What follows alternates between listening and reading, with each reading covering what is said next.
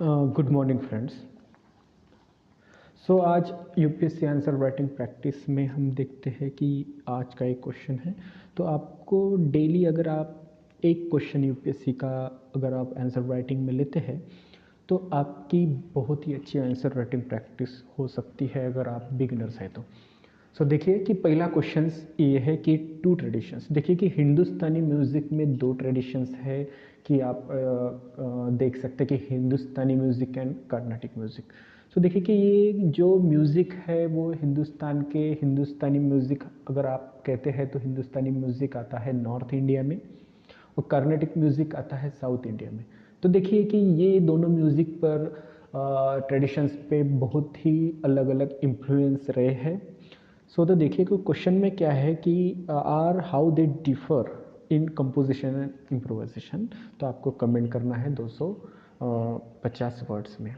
देखिए कि अगर आप एक क्वेश्चन अगर हल कर लेते हैं तो आपकी जो पकड़ है हिंदुस्तानी म्यूज़िक, खास करके म्यूज़िक ये टॉपिक पे, तो आपकी बन जाएगी हिंदुस्तानी म्यूज़िक एंड कर्नाटिक म्यूज़िक। देखिए कि ये दोनों भी ट्रेडिशंस आते हैं हिंदुस्तानी म्यूज़िक में, इंडियन म्यूज़िक में। इंडियन म्यूज़िक के बारे में हम जब भी बात करते तो उसमें दो आएंगे, एक हिंदुस्तानी एंड दूसरा आएगा कर्नाटिक म्यूज़िक। देखिए कि म्यूज़िक में अगर आप बात करते हैं तो उसमें कुछ इंस्ट्रूमेंट्स आएंगे, कुछ राग आएंगे। उसके बाद आता है कि उसमें कुछ ताल श्रुति जैसे भी आएंगे ही आएंगे। देखिए कि आपको एक क्वेश्चन छुड़ाते वक्त आपको ध्यान में रखना है कि आपको दो हिस्सों में बांट देना है, एक हिंदुस्तानी म्यूज़िक एंड एक कर्नाटिक म्यूज़िक। तो देखिए कि अगर आप हिंदुस्तानी म्यूज़िक के बारे में बात करते हैं तो आपको जाना पड़ेगा हिस्टोरिकल जेनेसिस में, हिस्ट्री में जाना पड़ेगा। Hindustani music and Carnatic music are both historical genesis having with bhakti movement. देखिए कि आप इतिहास में जाएंगे तो आपको मिलेगा भक्ति मूवमेंट, मिलेगा सूफीज़म मिलेगा। आप आज भी देख सकते हैं कि जब इंडियन स्ट्रगल फॉर इंडिपेंडेंस भी था तब भी म्यूज़िक इवॉल्व हुआ था। जैसे कि अपना राष्ट्रगान हो गया, वंदे मातरम हो गया, उसका भी आप जिक्र इस क्वेश्चन में कर सकते हैं, इस क्वेश्चन के आंसर में कर सकते हैं। देखिए कि इंस्ट्रूमेंट्स जो होते हैं दो प्रकार के होते हैं कि एक स्ट्रिंग इंस्ट्रूमेंट हो गया, एक विंड इंस्ट्रूमेंट्स भी होता है। जैसे स्ट्रिंग्स पे देखो कि आप सितार गिटार वगैरह कुछ जो भी बजाते हैं वो इंस्ट्रूमेंट्स आते हैं स्ट्रिंग में, ठीक है। विंड के इंस्ट्रूमेंट्स में देखो कि आप हारमोनियम, हाँ, that is nothing but a string wind instrument. जो आप बांसुरी भी ले लो, विंड इंस्ट्रूमेंट जो हवा के हिसाब से वो बज सकती है, उसे बोलते हैं हम विंड इंस्ट्रूमेंट। हवा भरी जाती है हारमोनियम में, विंड इंस्ट्रूमेंट। ऐसे ही हमें लिखना है कि देखो कि जो कुछ भी इवोल्यूशन हुआ है इंडियन म्यूज़िक का वो डिपेंड है कि वहाँ जो हिस्ट्रिकल पर्सपेक्टिव से जो भी महानतम लोग हो गए हैं, जैसे कि कबीरदास जी ने वचन लिखे हैं अपने वचनाज में, अपने अभंग में जो दोहा है उनके, बसवन्ना के दोहा वचनाज है, कबीरदास जी के दोहे हैं, मीराबाई के दोहे हैं।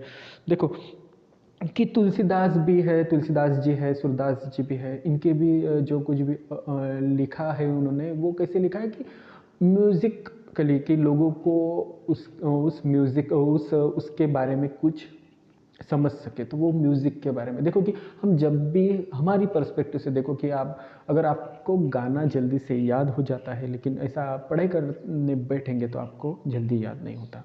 तो गाने अगर आप वो पढ़ाई गाने के हिसाब से कर सकते हो, उस पढ़ाई को अगर आप गाने में बदल दे तो आपकी पढ़ाई जल्दी होगी।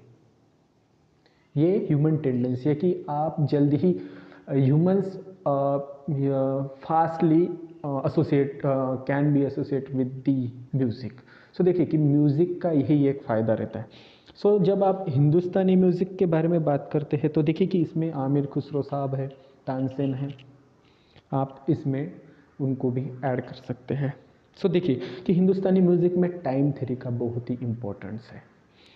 तो टाइम थ्योरी यानी देखो कि हिंदुस्तानी म्यूज़िक में ऐसे कुछ रागाज है, कुछ ताल है, कि रागाज है जैसे दीपक राग हो गया, भैरव राग भैरवी हो गया। सो देखो कि इनका कुछ समय रहता है कि कुछ राग जो है वो सुबह वो गा सकते हैं, कुछ राग जो शाम में उनका गाना सही रहता है, कुछ राग ऐसे भी है कि वो सीजनली डिपेंड करते हैं कि आप गा सकें। तो इसके बारे में भी आपको पढ़ना है और इस क्वेश्चन के आंसर में लिखना है। सो हिंदुस्तानी म्यूज़िक एंड कोई भी म्यूज़िक हो, कर्नाटिक म्यूज़िक भी हो, वो डिपेंड करता है फीलिंग्स एंड देन मूड। देखिए कि म्यूज़िक का काम ही वही रहता है कि आपकी फीलिंग्स को और आपके मूड को जगाना, ठीक है। और फीलिंग्स एंड मूड भी ये डिपेंड करता है, और फीलिंग्स एंड मूड का जो भी काम है वो म्यूज़िक में है, और म्यूज़िक वही काम करता है कि आपकी फीलिंग्स एंड मूड को भी एक हैप्पीनेस की ओर ले जाती है। देखिए कि म्यूज़िक का एक तो ग्रामर रहता है, हिंदुस्तानी में भी है और कर्नाटिक में भी है, तो आपको उसके बारे में भी आपको एक वर्ड्स एक सेंटेंस तो डालना ही होगा। देखिए कि हिंदुस्तानी म्यूज़िक जितना इन्फ्लुएंस करता है पर्शियन से, सूफी मूवमेंट से, उतना कर्नाटिक म्यूज़िक नहीं है। तो कर्नाटिक म्यूज़िक के आप एक बात कह सकते हैं कि एक प्योर फॉर्म ऑफ म्यूज़िक रहा है इंडियन सब कॉन्टिनेंट में। और हिंदुस्तानी म्यूज़िक हमेशा पर्शियन, उर्दू, आप उसका भी इन्फ्लुएंस लिख सकते हैं, और तबला और सितार उसमें एक इंस्ट्रूमेंट्स भी आप जिक्र कर सकते हैं हिंदुस्तानी म्यूज़िक में।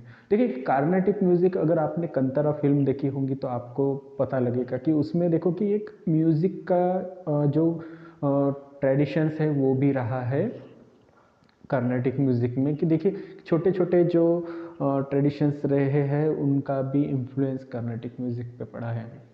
तो इसका जिक्र भी इस आंसर राइटिंग में आप कर सकते हैं। उसके बाद देखिए कि म्यूज़िक रहा है जो भक्ति मूवमेंट है उसका, जो कुछ भी म्यूज़िक इवॉल्व हुआ है तो उसका एसोसिएशन रहा है रिलीजन्स पे, रिलीजन्स के अनुसार। अगर देखो कि कुछ रिलीजन्स में ऐसा है कि म्यूज़िक को ज़्यादा, हर एक रिलीजन में आप जाएंगे तो म्यूज़िक को लेकर ही उन्होंने रिलीजन का एक प्रचार और प्रसार भी किया है रिलीजन में। तो भक्ति मूवमेंट तो आप एग्जांपल दे ही सकते हैं कि म्यूज़िक का एसोसिएशन आएगा।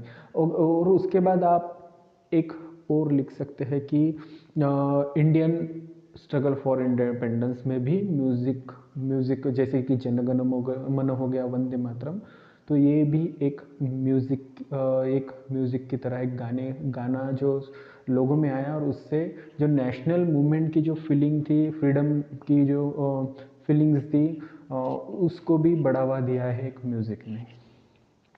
सो एक आप देखिए कि एक आंसर राइटिंग प्रैक्टिस करते समय आपको सबसे पहले उसका इंट्रोडक्शन लिखना होता है, उसके बारे में बॉडी लिखनी होती है, और कंक्लूजन। तो देखिए इंट्रोडक्शन आपको हाल लिखना है 20 वर्ड्स, लगभग 18 या 20 वर्ड्स में, और बॉडी को लिखना है कम से कम 150 to 160 के ऊपर ही लिखना होता है बॉडी में। और कंक्लूजन में आप एक कंक्लूजन वगैरह डाल सकते हैं कि music can be associated with religions also.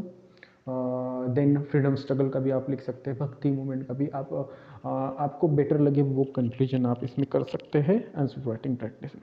देखो कि ये अगर आंसर राइटिंग आप करते हैं तो आपको जो कुछ भी प्रीलिम्स का जो पढ़ना है हिंदुस्तानी एंड कर्नाटिक म्यूज़िक के लिए, उसके बारे में भी आपको जानकारी होगी, आपके नोट्स बन गए। आप लिख रहे हैं तो उसके बारे में, म्यूज़िक के बारे में आपके पर्सपेक्टिव भी डेवलप होते जाते हैं। तो ये फ़ायदा होता है कि आंसर राइटिंग प्रैक्टिस में अगर आपका पर्सपेक्टिव बढ़ता है आंसर राइटिंग से, तो आप इंटरव्यू में भी आप इंटरव्यू के हिसाब से भी आप वो सोचने लगते हैं कि हमें क्या बताना है। अगर क्वेश्चन आता ही आता है मेंस में तो आप कुछ ना कुछ लिख के आएंगे, और इंटरव्यू में भी अगर आपको प्रश्न पूछा जाता है कि अगर आपका, देखो कि म्यूज़िक हॉबीज़ रहती है किसी की ना किसी की, तो म्यूज़िक के बारे में भी आपको अगर क्वेश्चन भी पूछा जाता है तो आप कुछ ना कुछ तो नॉलेज इस क्वेश्चन से ये आंसर लिख के आप ले सकते हैं। सो बनने नेक्स्ट क्वेश्चन आपको डेली एक क्वेश्चन मिलेगा ही मिलेगा, तो आप एक एक क्वेश्चन डेली आप सॉल्व कर सकते हैं। सो अगर आप नए बिगिनर्स हो यूपीएससी में तो हमारे चैनल पे बने रहें और डेली एक क्वेश्चन और कुछ जो कुछ भी इम्पोर्टेंट टॉपिक्स है यूपीएससी की इंटरव्यू मेंस एंड प्रीलिम्स के लिए वो आप इस चैनल पे पा सकते हैं। धन्यवाद।